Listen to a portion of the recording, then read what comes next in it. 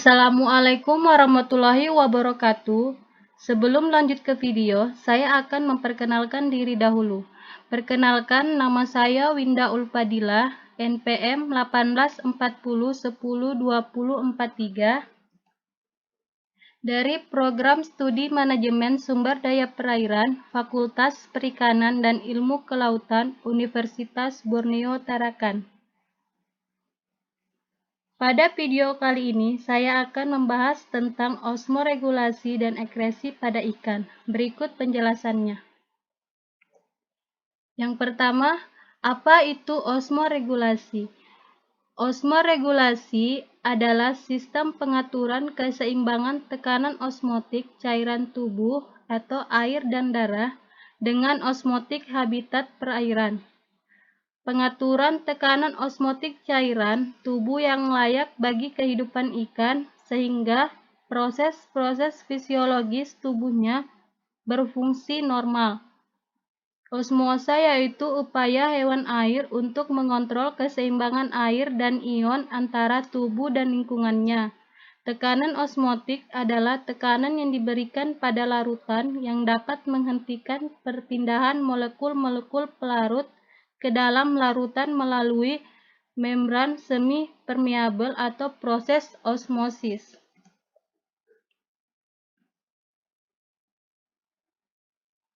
Selanjutnya, beberapa organ dan hormon yang berperan dalam osmoregulasi.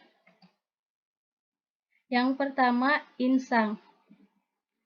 Pada insang, sel-sel yang berperan dalam osmoregulasi adalah sel-sel klorid yang terletak pada dasar lembaran-lembaran insang.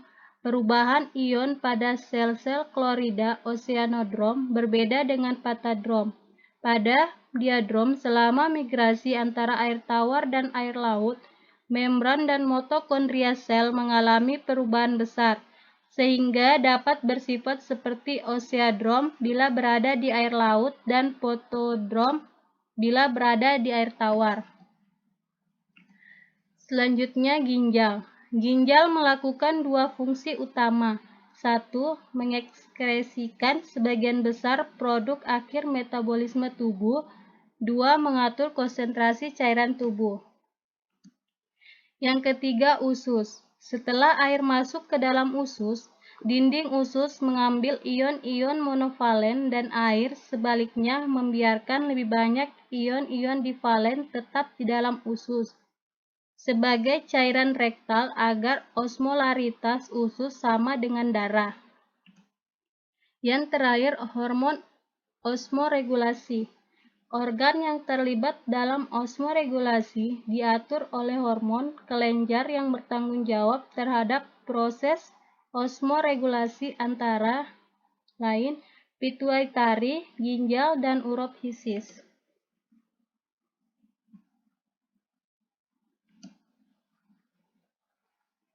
Selanjutnya, osmoregulasi pada ikan. Terdapat dua, yaitu ikan air tawar. Pada osmoregulasi pada ikan air tawar, cenderung untuk menyerap air dari lingkungannya dengan cara osmosis. Insang ikan air tawar secara aktif memasukkan garam dari lingkungan ke dalam tubuh. Ginjal akan memompa keluar kelebihan air sebagai air seni. Ginjal mempunyai glomeruli dalam jumlah banyak dengan diameter besar. Ini dimaksudkan untuk lebih dapat menahan garam-garam tubuh agar tidak keluar dan sekaligus memompa air seni sebanyak-banyaknya. Yang kedua, ikan air laut. Osmoregulasi pada ikan air laut, urin yang dihasilkan mengandung konsentrasi air yang tinggi.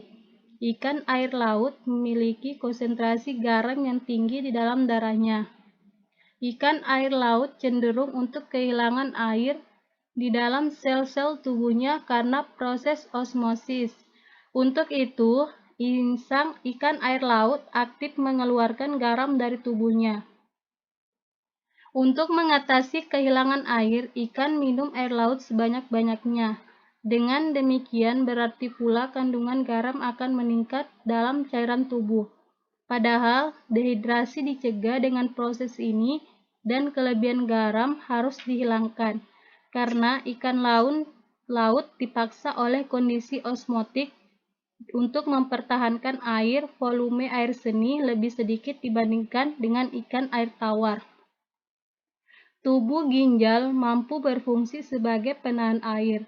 Jumlah glomeruli ikan laut cenderung lebih sedikit dan bentuknya lebih kecil daripada ikan air tawar.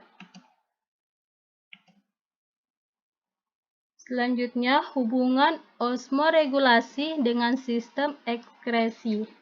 Hubungan osmoregulasi dan sistem ekskresi yaitu zat sisa metabolisme tubuh yang sudah tidak diperoleh tubuh akan dikeluarkan melalui alat ekskresi, menyebabkan cairan di dalam tubuh akan seimbang dengan keadaan lingkungan. Selanjutnya yaitu pengertian sistem ekskresi. Sistem ekskresi adalah sistem pembuangan proses metabolisme tubuh berupa gas, cairan, dan padatan melalui kulit, ginjal, dan saluran pencernaan. Sistem ekskresi ikan seperti juga pada vertebrata lain yang mempunyai banyak fungsi antara lain untuk regulasi kadar air tubuh, menjaga keseimbangan garam, dan mengeliminasi sisa nitrogen hasil dari metabolisme protein.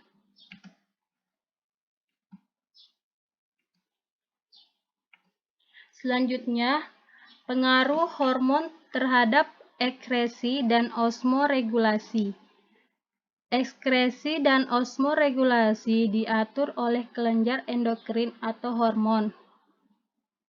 Hormon dapat mempengaruhi ginjal dengan menaikkan atau menurunkan tekanan darah yang mengubah laju penyaringan ke dalam kapsul Bowman, yang berarti pula mengubah jumlah cairan ekskresi. Hormon juga bisa mempengaruhi ekskresi ginjal dengan cara tertentu pada sel ginjal untuk mengubah permeabilitas dan laju penyerapan kembali terhadap substansi tertentu. Selanjutnya, hormon juga mempengaruhi penyaringan ataupun penyerapan pada insang. Mungkin itu saja yang dapat saya sampaikan. Mohon maaf bila ada salah kata. Wabillahi taufiq wal hidayah. Wassalamualaikum warahmatullahi wabarakatuh.